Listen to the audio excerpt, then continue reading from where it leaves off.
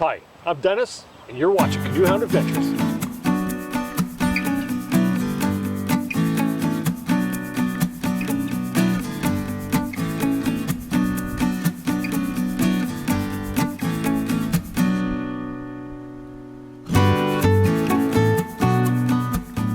Welcome back.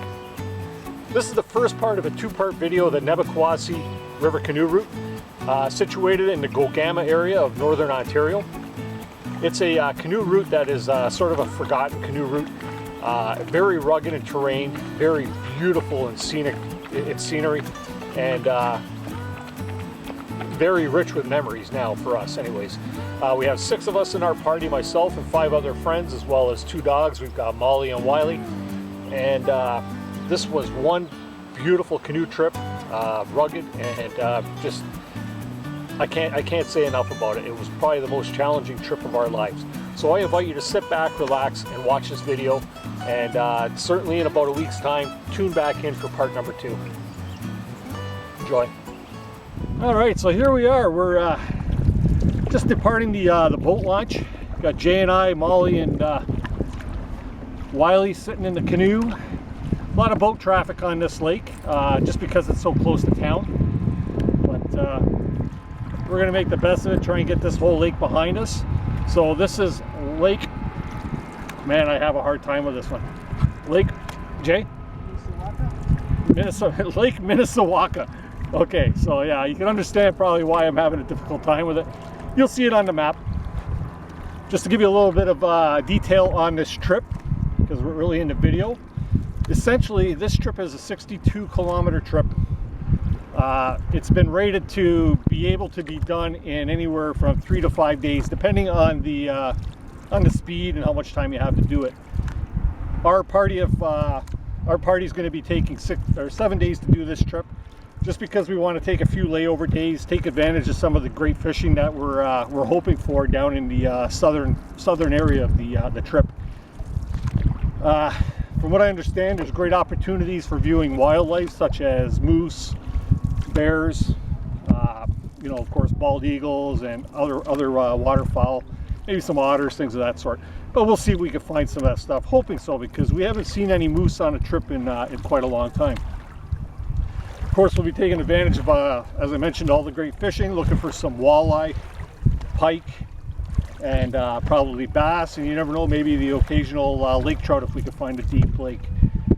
We've got different fishing methods. We're all usually using mostly spinner rods, but one fella, Aaron, he's a fly fisherman, and he's going to try his luck with fly fishing, so we'll see how he makes out.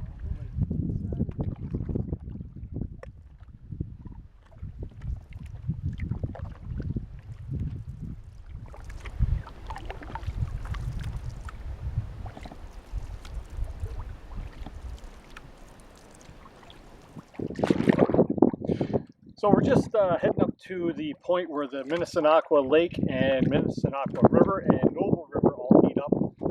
It's a rather large bay that where the waters collect, I guess, and we're just going to be heading down onto Nobel River and going to check out 2 different campsites that are listed on the map. And we're hoping that one of these will be the campsite that we're going to stay at for tonight. We're going to call it an early day, just because we have traveled all evening. Yeah, get ourselves a little bit of rest and relaxation, and we'll carry on tomorrow. Here we are, we're just approaching the first good-sized beaver lodge that we've seen on the trip. And this is pretty much at the entranceway to the Nobel River, which you could see extended way down into that far reaches of the corner there is where the river goes down, and then eventually turns into Duckbreast Lake.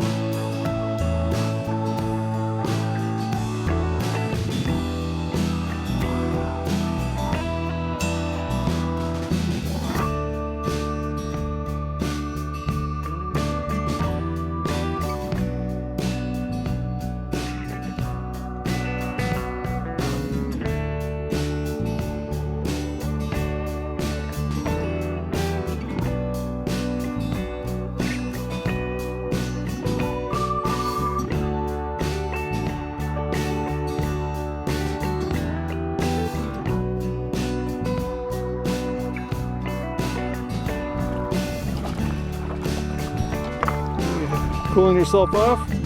Cooling yourself off?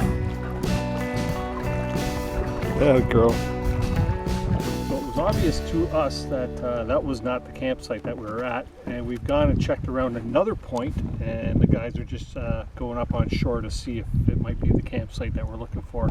If it is, you can tell that it hasn't been well used or used recently anyways, just because of the moss cover and stuff like that. But did I mention that this canoe route is not a very well traveled canoe route or often traveled canoe route? We've been told that by a few people, and that's kind of great because that's going to add to the whole adventure of you know, trying to find these campsites and finding our way through and portages and things of that sort. So yeah, this is awesome. So far so good. Okay, so as I mentioned there, we just checked out that site. We're now crossing Duckbreast Lake, going to be going past the point, and we will be heading down towards what is supposed to be campsite number 2 to check out that one, because this one here, although it looked like it was a campsite at one time, had a fire pit. I don't think it's currently a campsite. It's very well overgrown, but there was one benefit to that stop, and that was the handfuls of blueberries that we picked and ate. And just kind of hoping that we're going to experience blueberries like that throughout the whole trip, because we do have oatmeal for breakfast, and what better in oatmeal than nice handfuls of fresh blueberries. Blueberries are good size too, AJ? Yeah, very good. Yeah, and just very, very tasty. They like really good flavor, no bitterness to them. They're probably some of the best wild blueberries I've picked in a while. So. And we just come across a no fishing April 1st to June 15th area, and it's marked on both shores, and that's because this is most likely a spawning area.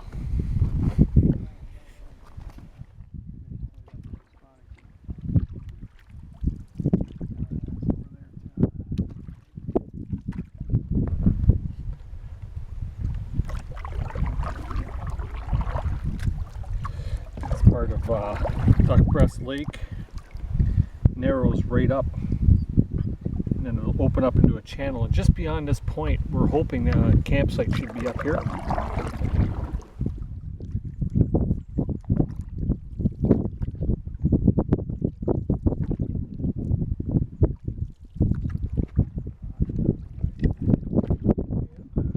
Painted rocks at that. Got a few strikes here.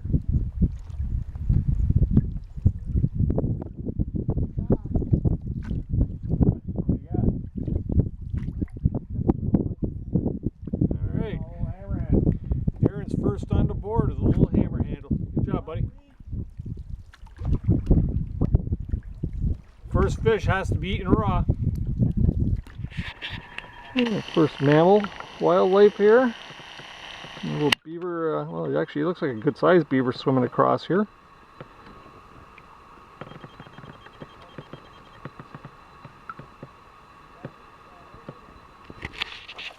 There we go. Aaron's got himself his third fish of the... Third fish! Third fish. It looks like a smallie, eh?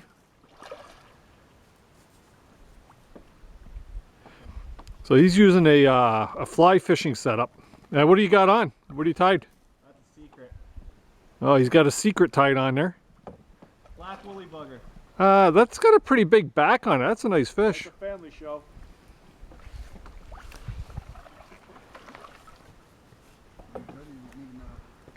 I'm gonna start handing you up some stuff. Hmm? Store right down here.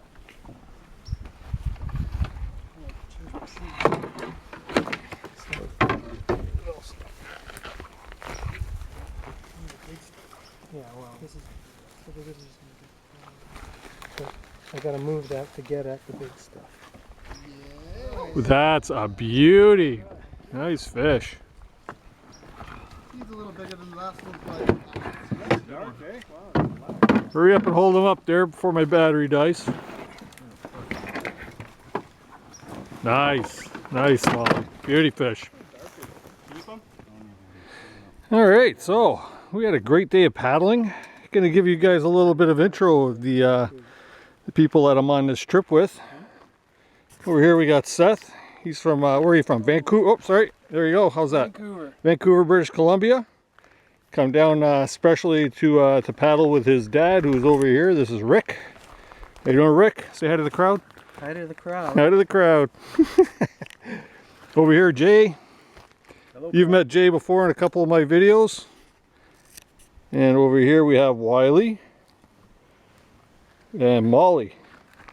Molly's done. She's done. Up all night. And over here we got Aaron on the left and cousin Jim on the right. And What's shaking, people? yeah, Aaron is the fishing magician, and he's 4 fish on. We're back in black with a brand new track straight out of Minisinakwa River. Minisinakwa. Boys got it going on. Yo, yo. 3 up on us already.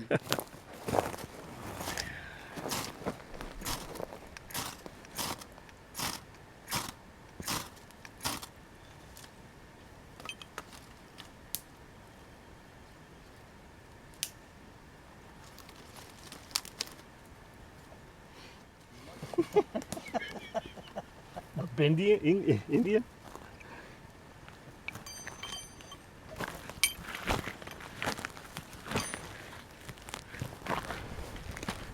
Oh, I said if I did Oh. the next, So we're just settling in here. Rick's working on some dinner, and I'm enjoying a lake of bays paddle on. How fitting for this trip. Cheers. So tonight we're having sausage for dinner, but when we got to our campsite, we discovered that there's no grill, and I told Rick that we really needed to bring a grill, and he didn't bring one. But I thought about bringing one, and I decided that I was going to bring one. And In one of these trips, I will bring one. but you next didn't. time. But you didn't bring Next one time. because Well, what? when you said we need a grill, you didn't say we need a grill on this trip. You said we need to bring a grill canoeing. So That's okay. on the next I think trip, it was my will idea bring a not to grill. bring the grill anyways, right? Yeah. No, you said you're cooking on the coal. Yeah. Cooking on the We coal. don't have hardwood to cook directly on the coals. Anyways, my point was we're getting a little ingenuitive here and wrapped it all in foil and doing indirect heat. So it will actually thaw. The stuff was still frozen solid. But she'll cook and we'll be eating. See you in a bit. We can just find it flat, say we can both work our own temp. All right, so sausages were cooking a little too slow, so we'll take it one step further. Have a look at my Show Me Your Steak Challenge video. See how I cook my steak, and now you'll know why I'm cooking my sausages the same way.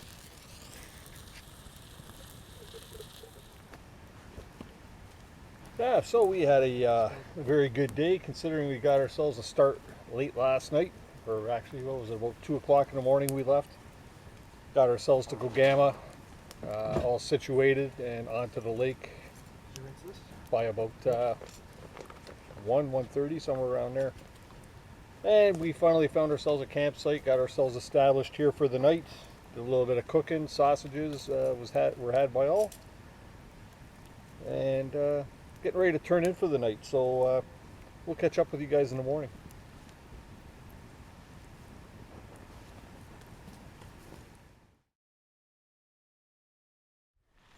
Well, good morning. This is the morning of day 2. Everybody else is still sleeping, so I'm just trying to be a little bit quiet, but I can see it's a beautiful, peaceful morning. All the fog on the water behind me here. The fish are jumping.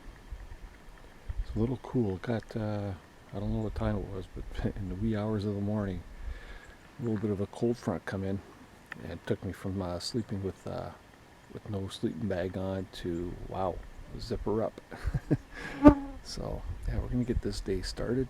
I'm gonna throw a few casts right now just because the fish are jumping, and see if I can't land myself a fish, and then we're gonna get some breakfast going when the boys start getting up. So let's get this day going. Day 2.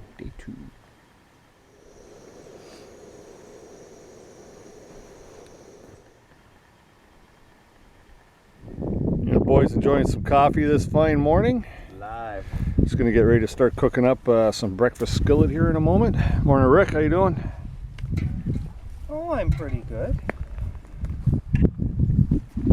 What are you cooking, Dennis? Hey there. Gonna be doing some breakfast skillet this morning. We got some Hungry Man hash browns, or Hungry Jack hash browns. We got a carton of eggs. Jay's over there slicing up some sausages right now to go in there. We got some pea meal bacon as well. So gonna be a healthy breakfast for the boys, and after that, it's oatmeal for everyone of yous. You.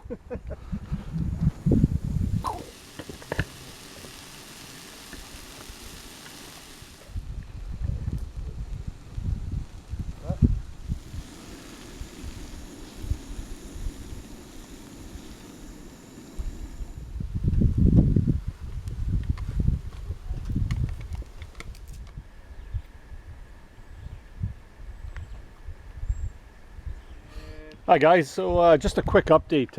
We're still here, second day, second morning, and we're kind of preparing, cleaning things up, getting ready to take off. And one of the fellows here, Rick, had a bit of an accident there where he was walking around a tree, and if you could imagine that branch sticking out right there, caught him right on the corner of the eye and cut him up for a rather nasty gash. So the reason why I'm telling you this, Rick didn't want me to get it on film just because, and I understand, but the reason why I'm telling you this is to stress the importance of carrying a first aid kit with you on a trip like this, and making sure it's well stocked. We had all the things to compress it. We had polysporin to sort of you know, get something on there. We had the alcohol wipes and antiseptic towelettes, and big band-aids and small band-aids, just a lot to make sure you got all your bases covered. Very important. I stress to all of you, please go get yourself a very good quality first aid kit. We actually have 2 on this trip, and I think it's going to save some damage. Now Rick and Seth have headed back. Good thing we're probably only a few hours away from the boat landing. They're going to head back to the boat landing and get Rick some medical attention, just in case he needs stitches, and there's a good chance he's probably going to. But hey, Rick, chicks dig scars, right? But it was very close to his eye. It was like in the proximity, is like right in here, and just very close. And it could have been something that could have been much worse. But like I say, it's fortunate that we're close to the landing and he'll be able to get in there. So pretty serious moment.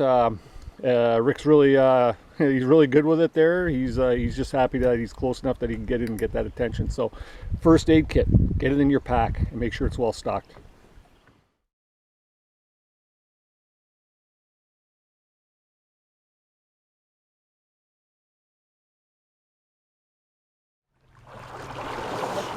Come on, Mom. Could have picked it up anywhere. She's gonna have 2 shits today and they're both down here. How you doing? Like right down there. Did you ever poop on the trail? I know you usually poop off the Oh, trail. that makes sense, because I was over there brushing my teeth after Rick. It's under that log. Huh? Oh, this is fabulous. It's nice, eh? Fabulous. I was loving it yesterday. So guys, this is a little view from our campsite looking down Duckbreast Lake. Really pretty area. Just to give you an update there, I just got a message from Rick and Seth, and they are heading into the town of Timmins, and they're going in for a little bit of stitch work. So we're going to be spending the night here, I believe, again tonight. So we'll use this first or second day as our layover day, and just going to get out and do a little bit of fishing shortly and take advantage of the day, because it's a beautiful one. Get a little breezy, but it is a beautiful day nonetheless. So we're still waiting for the boys to get back, and just thought we'd get out here and try our luck fishing. We're in a little bit of a secluded bay back here, trying to keep out of the wind. It's getting pretty windy. Got some pretty good gusts going on, and the waves are big, but back in this bay, if you get in the right little corner like we're in right now, wind's not too bad, really. So let's see if we can't catch ourselves something for dinner tonight.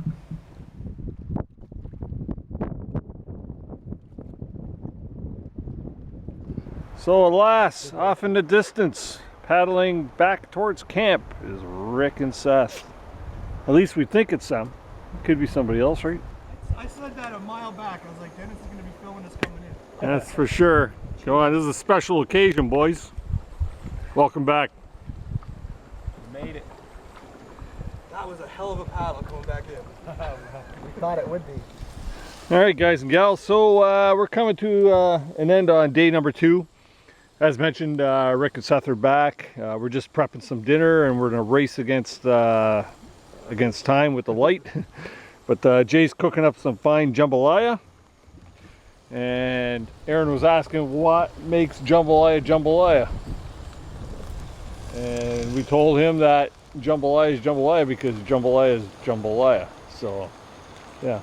Anyways, so we're gonna sign off for tonight. We'll catch you guys all bright and early in the morning, and wish y'all a fair adieu for the night.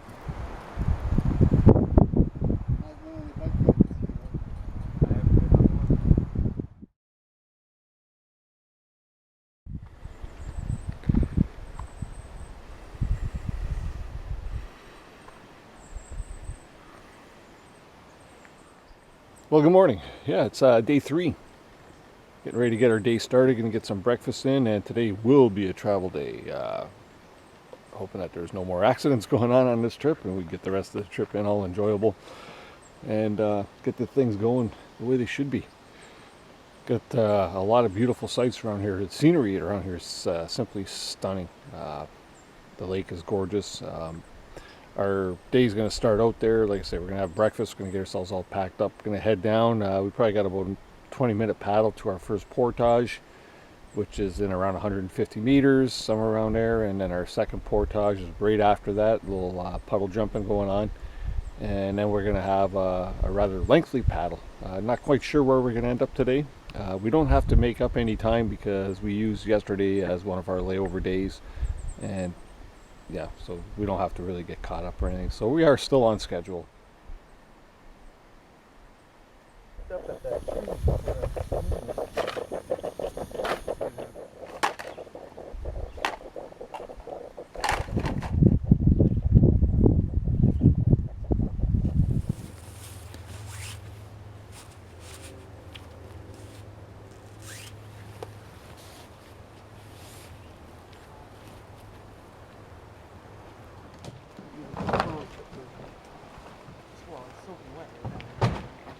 Well, I don't mean this time. I mean, What would you put? There's the boys, Jimmy and Aaron, getting ready to launch here. Well, officially they are launched, I guess. Another day. they're out to launch. We got Jay over here with Wiley by his back. Your hostess with the mostess, Canoehound. And back on shore we got Seth and Rick. Rick's taking on a new Indian name on this trip. It's Little Stitch.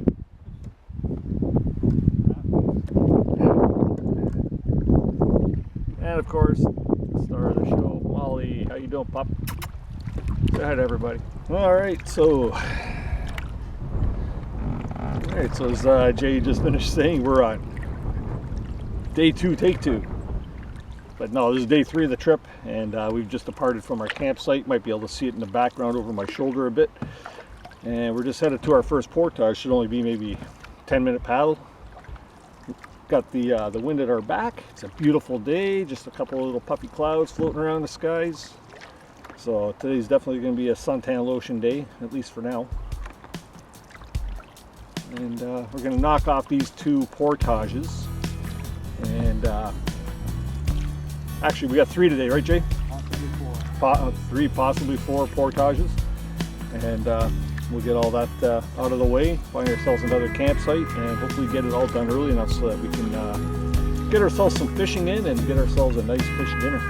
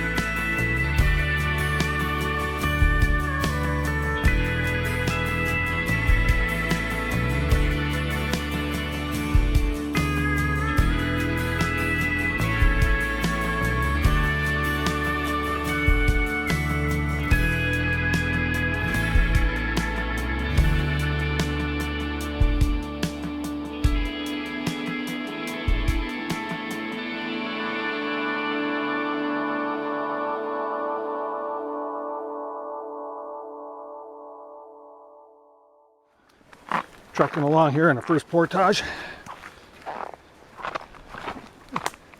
Yep. A little rugged. And just got to be sure-footed. Rocks are a little bit slippery. But it's a pretty well-worn path. So, or portage.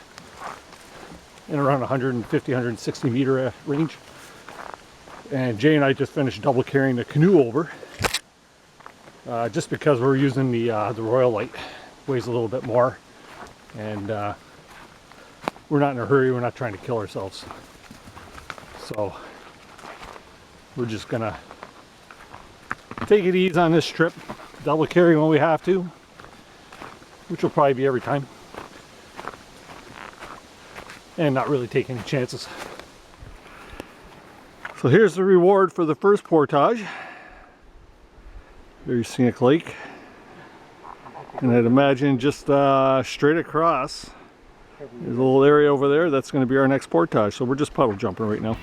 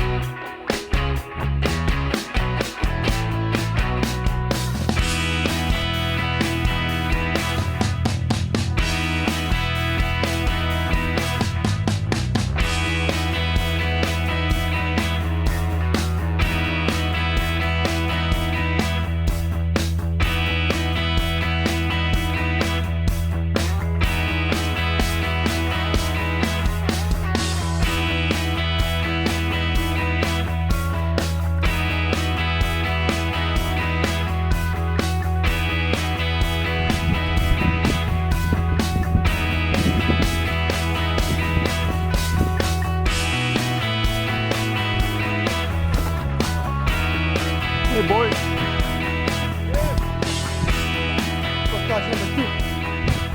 In the books.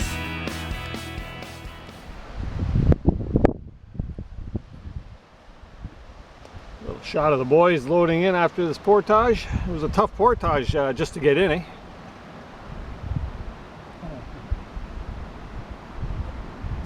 Right, so we're now on Groves Lake, and this lake is probably around 3 or 4 kilometers long.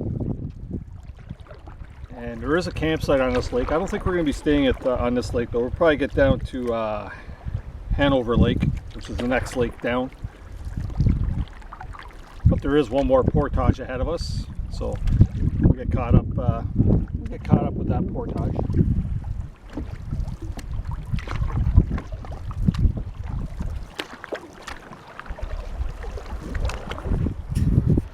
Alrighty, so we just stopped for a little leg stretch here, another campsite that's situated on this lake. And getting up a high vantage point. So So we come from down there. Sorry about the wind, but we're facing a lot of wind today. Yeah, come from down that direction, and we are headed that direction.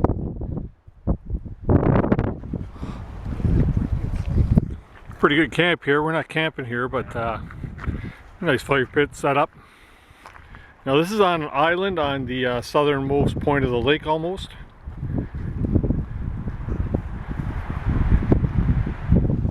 So we're just approaching portage number 3 from Grove Lake to Hanover Lake, and Rick and Seth are just offloading now, so we're going to give them their space so that they can get their gear all up on the shore and their canoe, and then we'll pop it in there as well.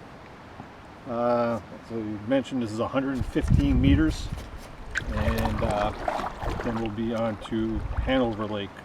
Now on Hanover Lake there's a campsite that we're going to check out, and if it's not suitable for us, we're going to do our 4th portage, which will take us into Londonderry Lake, which shows another campsite over there, but there again we don't know the conditions of that as well. So the campsites seem to be improving a little bit as we're going along. Hopefully it continues to stay with that pattern.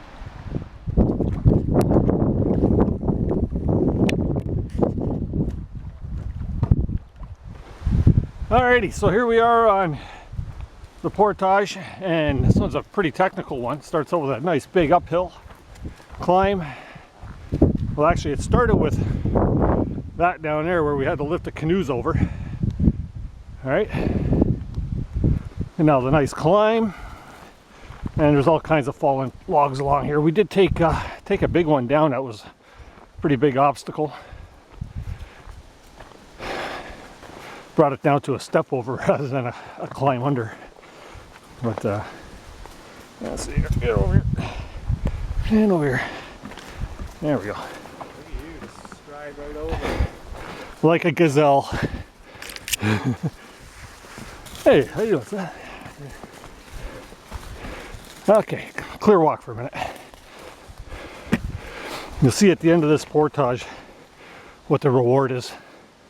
It's incredible. Incredible views of the next lake. Catch you on the other side. All right, guys, so here we are at Hanover Lake, and as I mentioned, take a look. This view is second to none. It's beautiful, absolutely stunning. But it was a rather tricky portage for sure. I had to get a picture with me and this lake in the background. It's absolutely gorgeous. Absolutely gorgeous.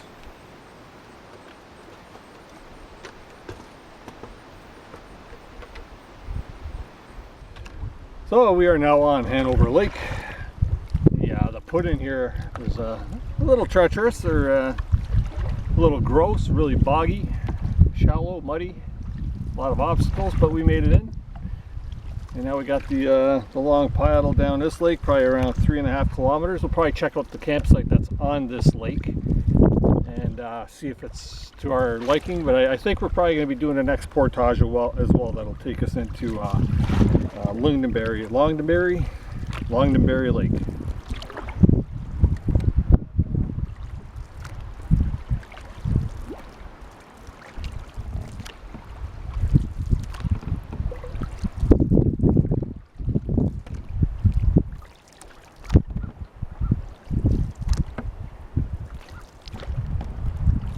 Stunning.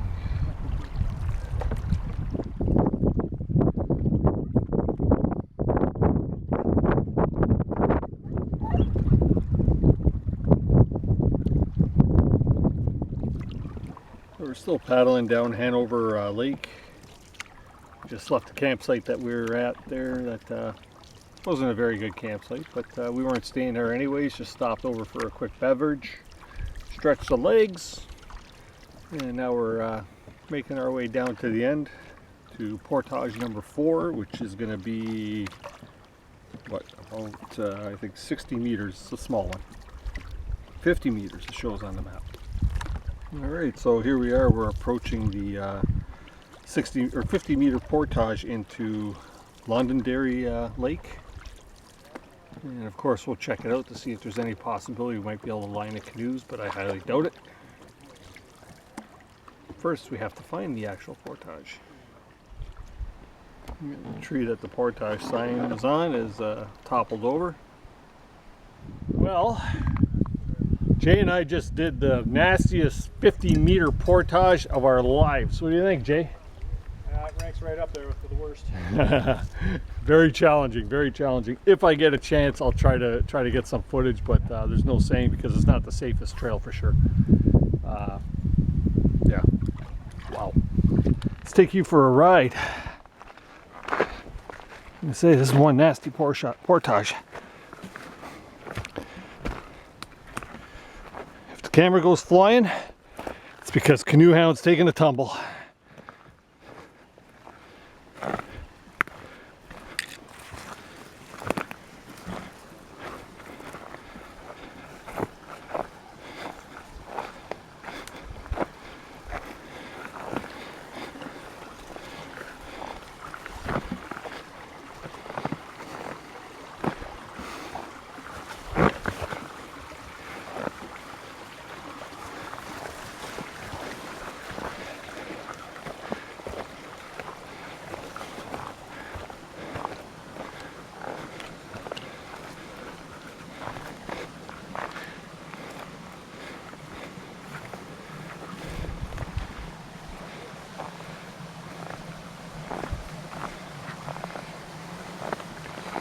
Slow down the hill.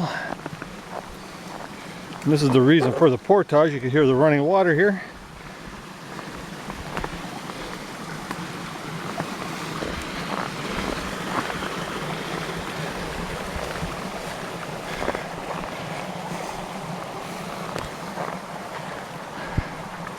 And the trail's getting a little more worn now with 6 of us walking back and forth on it. Howdy, boys. That was easy. Oh yeah. Said the 27-year-old.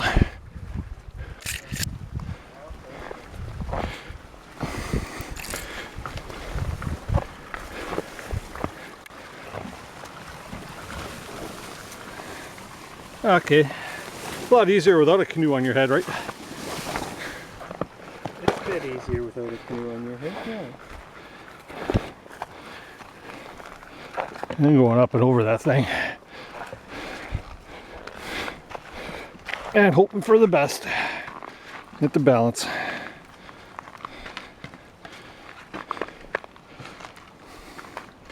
Like a little bit of tightrope walking here in wet sandals.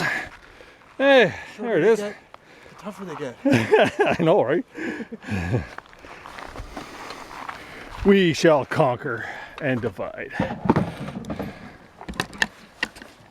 So after that portage, Jay and I are on the water. The other guys are just loading their canoes, and we're going to sit here in the shade for a bit and enjoy a bit of the coolness. It's been really hot today, so. And the breeze here feels really nice. Yeah. Beautiful area. Once again, though, hard portage, but the reward is well worth the portage, well worth the effort. Take a look around.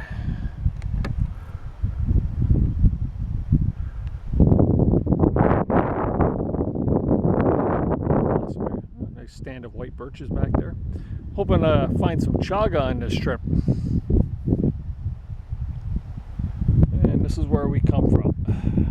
Behind that rock, you can see Rick's green canoe sticking out.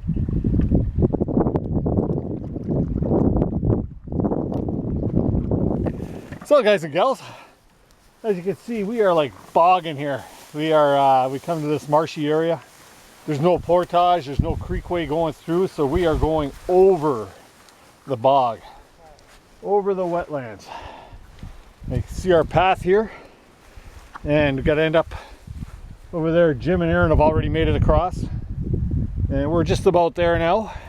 So we're gonna get Seth and Rick over, and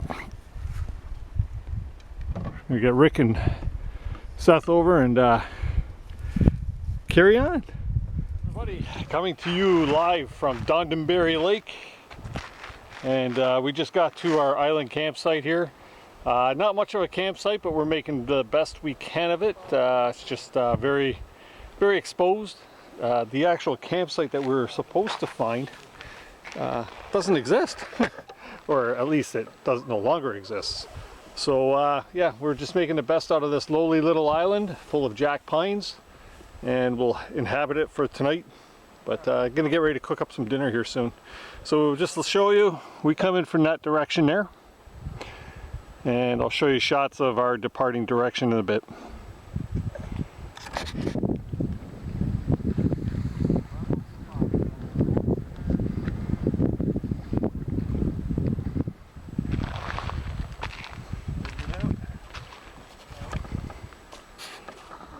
Getting ourselves all prepped here for dinner. Got the sweet potatoes on there. Getting ready for some steaks tonight. Steak night.